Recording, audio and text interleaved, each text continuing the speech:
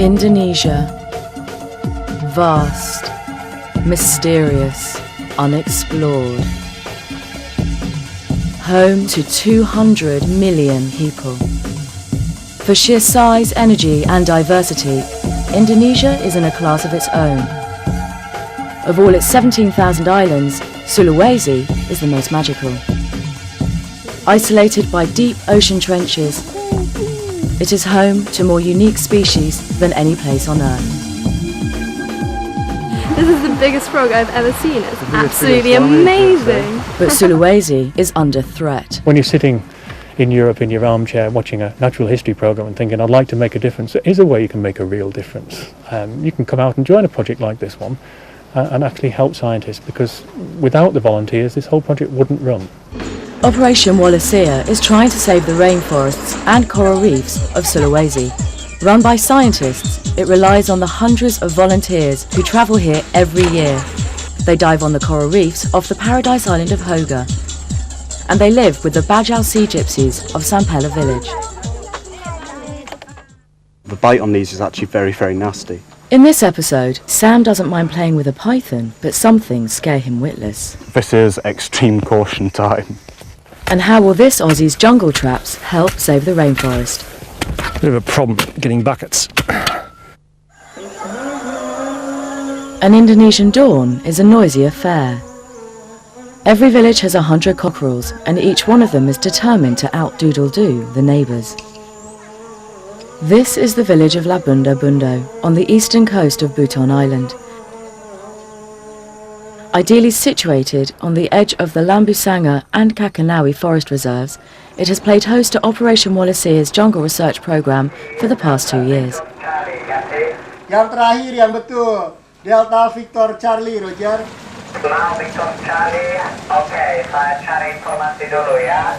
Tired and dirty, the volunteers have finally returned from their jungle training.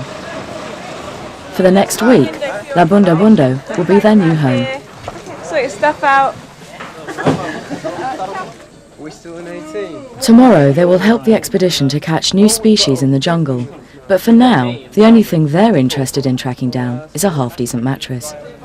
Is it a big house? Yeah, we've got 2 floors. Really? Yeah, you can see my famous concrete bed. Cool. Let's go. Let's get moving. This is going to be cosy. Hang around Labundo's research centre long enough, and sooner or later somebody will turn up brandishing a snake. More often than not, that somebody is Sam Howard. This is a baby reticulated python. This is officially the longest snake in the world. Not this individual, but this species. This, I'd guess, is no more than about 5 or 6 months old. They get to a maximum length of around 10 metres, and it's incredibly strong. It feels like a tourniquet around my arm. It's like blood flow will be cut off. But these are not venomous, they're constrictors. They'll strike prey and throw body coils around them like it's doing to my arm here. The bite on these is actually very, very nasty. There have been, I think, 2 confirmed cases of reticulated pythons consuming people. So it tells you something about how dangerous these things are.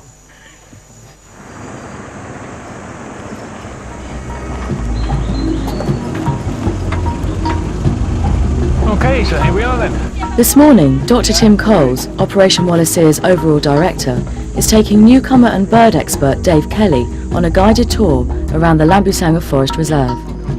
There are a lot of birds found in the region which incorporates Sulawesi, which is called Wallacea, which is what the operation is named after. So there are a number of species found here and nowhere else. We're about 15 minutes in, and there's about a kilometre buffer zone between the road and where the reserve starts. And as you can see, there's planks being taken out of this buffer zone, and it's mostly local people coming in and taking out wood for their houses. There's no large-scale logging here, it's just this small-scale extraction. Now, as we get into the reserve, this should, in theory, die away. But I think you'll still find that some of it's still going on. And that's what's happening all over the island. The mission, really, for Operation Wallacea is to do good science and use that science to make sound conservation decisions. Recent rains have made the going treacherous. I'm really terrified of Dave falls, never mind. The last thing Dr. Coles needs right now is a 17-stone landslide in the shape of Dave Kelly. Stay behind, Dave. You would sweep us all away.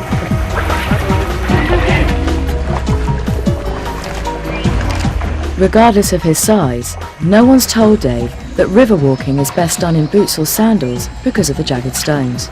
Boot straight up? Yes. Straight up the river or straight up here? Okay.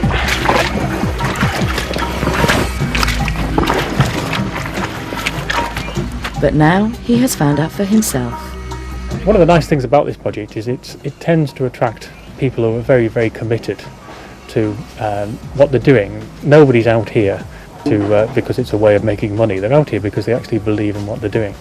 And when you get that sort of level of commitment, you tend to get some pretty interesting and dedicated and forthright characters. Reptile expert Graham Gillespie fits into that category. Some might have a problem with this straight-talking Aussie. Today, it's Dave's name that's causing him problems. We've already got a Steve, and I had to change his name to Dave-O because we've already got a Steve-O. Well, we can't have two Daves, so you have to change your name to something else. Zach. We'll think about it. We'll wait and see what happens. All right, let's go. See you later then. See ya. Good luck. All right, Andrew. The Dirty Digger is on a mission. Smell? Some more? My main area of interest is herpetology, which is the study of reptiles and amphibians, and specifically I'm very interested in amphibians. And Sulawesi, because of its biogeographical significance, it potentially supports a lot of species of amphibians. Yet, surprisingly, there's been relatively little work done on the amphibians here. So it's a potential garden for a herpetologist, if you like. There's potential to discover a lot of things, to do a lot of research on systems here which nobody else had a chance to look into and compare those findings to other parts of the world. Today, Graham's team is putting the finishing touches to a network of pitfall traps. With these buckets, he will attempt to trap various snakes, lizards and frogs that scurry about the jungle floor. The biggest constraint we have with putting in pit lines is rocks. The further up slope you go, the more rocky it becomes. The buckets are 60 litres in size. Basically we went for a depth bucket. The larger the bucket, the greater chance you've got of catching more animals, different species. Obviously there are biases and limitations. Some things can climb out, some things can jump out. So it was a bit of a competition with Armin and listeners to see who can dig the hole first. Helping Graham is 20-year-old volunteer Pamela Minto. Impossible. It's not rocks, it's roots. It's not roots, it's rocks. We have a problem getting buckets.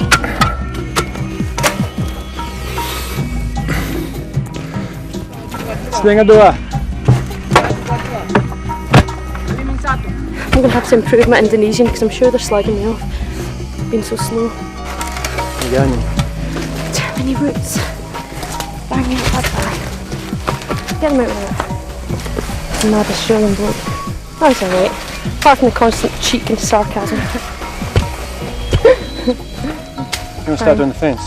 Yes, good idea. Do you want to take the shovel? Yes, I do. Marty, Papa? Oh, it's not too bad. It could be worse. I'm just digging a small trench here because the wire fence that we've got comes along and passes through the middle of each of these buckets. So the plan is that the animals run up, can't get over, so they have to go round. So they start walking along to fall into the buckets. But if there's a gap underneath the wire, it kind of defeats the whole purpose. Habis.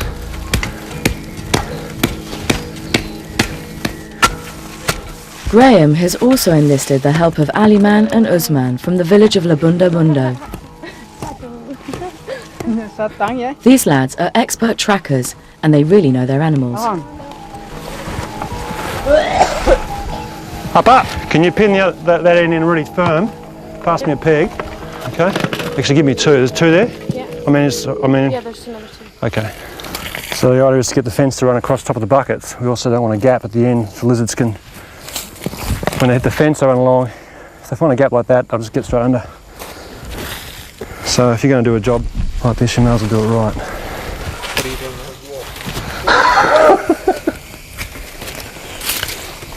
Tidak bagus. Okay, just put some leaf litter and stuff. Clean out any excess dirt, any excess ants. There's a couple in this one actually. Graham's team will now be checking these bucket traps twice a day for the next 2 months. Okay, that's it. This is a site marker, just a site number, so when Pam comes to check her pit lines, she knows which data sheet to write it on, or what to write in the data sheet. In the past 2 years, these traps have collected over 60 different species, including 2 new species of frogs and snakes. So we can find the site again. This has strengthened the operations case for turning this whole area into a national park. You want to give Alamin the crowbars. Watch out for the camera. There you go. Okay. Usman, silakan. Cheer for me. Jalan tidak bagus.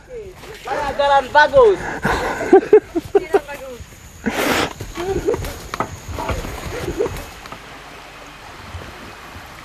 The operations work on Bhutan itself is aimed at raising the status of the 2 forest reserves near to Labunda Bundo by collecting the data for all the different animal groups, so not just the birds.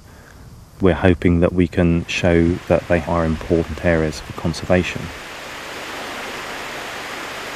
The information we're collecting isn't simply going into reports for the academic community, it's being used to lobby to get areas protected. So, for example, we've made an application to the government already, based on the information that we've collected, to have that area protected to a higher level than it is at the moment. At the moment it's protected forest, which means that if the logging companies want to move in, they have a realistic chance of being able to log that area. They've logged the whole of large sections of north part of Bhutan.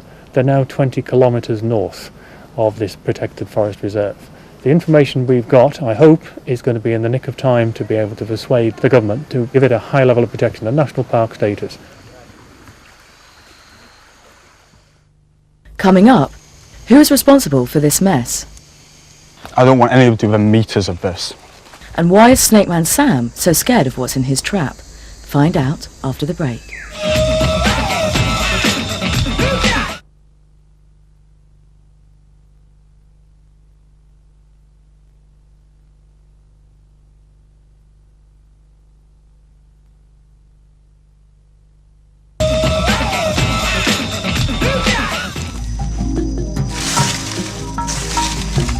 Operation Wallacea's reptile experts are setting pit traps in the rainforest as part of their plan to protect the area's wildlife.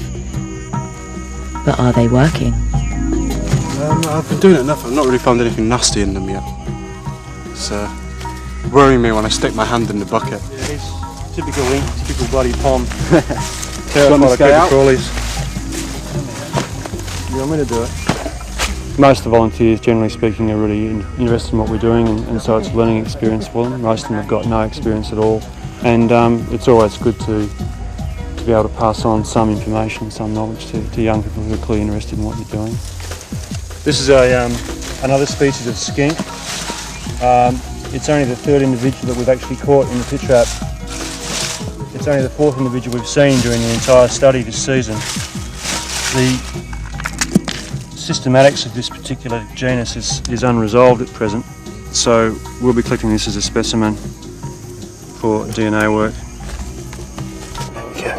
For Sam and the volunteers, this is a unique opportunity to experience cutting-edge science under expert guidance. He knows his stuff very, very well. He's worked in this part of the world before, and I'm learning an awful lot from him. because I mean my prior experience has primarily just been with snakes, so he's taught me a lot about lizards and amphibians. So yeah, I've learned an awful lot from him, and I've really enjoyed working with him. So this is about as large as they get. Is it rudis? Yeah. Female. It's a more stocky species. And a sort of a more of a... You've got an advantage over the English, being the only Aussie, I suppose. You know, it's always a bit of banter about the cricket, and so on and so forth, so keeps things alive. No one mentions crocodiles, do you? As we mentioned once or twice, a bit of a running gag about crocodiles, but we seem to have stamped that one on the head. There's been a report of large-scale damage to the jungle, and Graham has gone to investigate. Okay, so what we're seeing here is recent clearance of rainforest for agricultural purposes. This stretch of road here is being settled by refugees from Ambon as a result of the recent violence in that part of the world. So once it's been cleared, you get a lot of erosion on these steep slopes. So it's doubtful that crop plantations, etc., would be sustainable here in the long term. And of course, it'd take a long time for the forest to come back. Sam is both pupil and teacher, learning from Graham's greater experience, but clearly the boss as far as the new volunteers are concerned. Whoa. Big fucking spider. Oh, fuck off, get out there. Big fucking spider.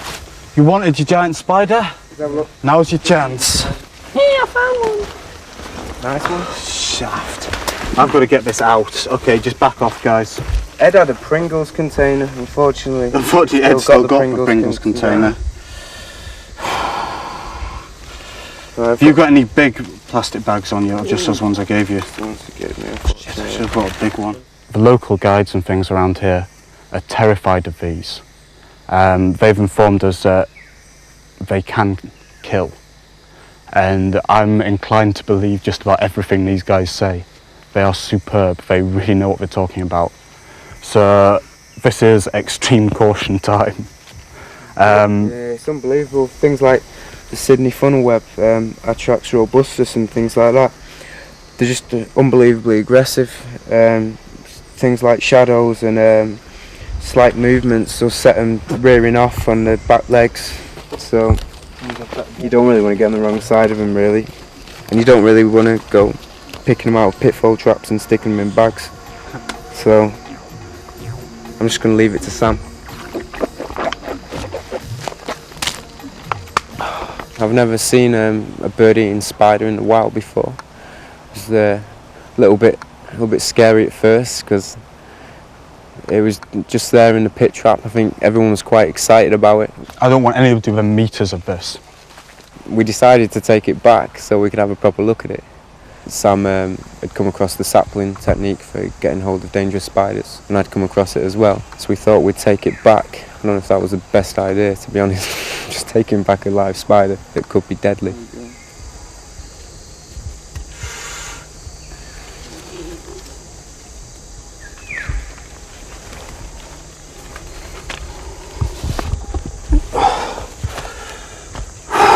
you want me to just carry that so that it doesn't come out in someone's bag? But what I'm going to do is I'm going to take this. So what I've got is a separate compartment at the bottom of this bag. You don't really want to go picking it out and have it bite you through the bag. Like I say, if they attack shadows and things, like the funnel webs do, the Australian funnel webs attack shadows, so you don't really want to pick it out of the bag and find this at the top of the bag, really. Somebody passed me a stick back. So really, I do not want to touch this bag at all.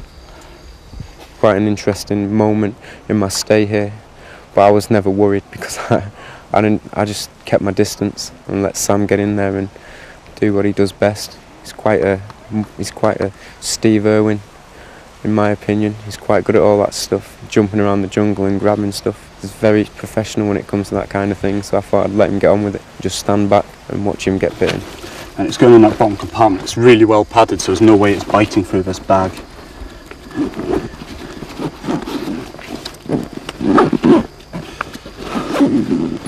And just incredibly aggressive.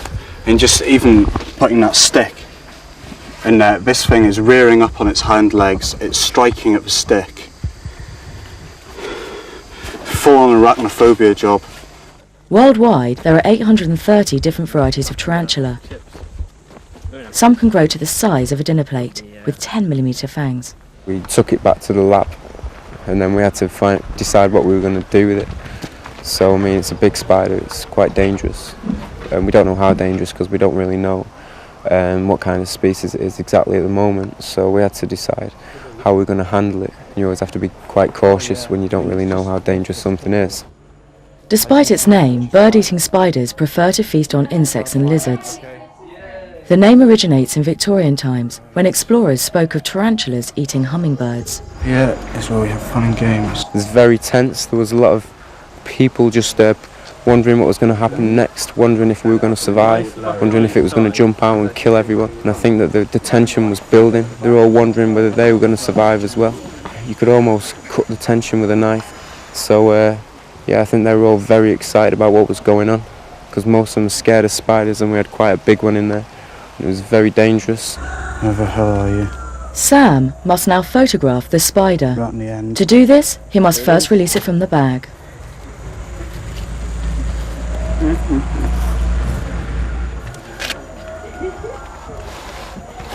There it goes. That's going to be one of my favourite stories. I might exaggerate a little bit. I think the spider's going to be a couple of feet from leg span. It's going to have massive fangs, maybe 4 inches long, and I'm going to have to wrestle it to the ground. And it's going to try and sink its fangs in, and then I'm going to have to suck out the venom myself. But yeah, I'm definitely going to tell that one to everyone back home and see how they react. I'm shaking like a leaf. Good to see that. I'm scared of spiders.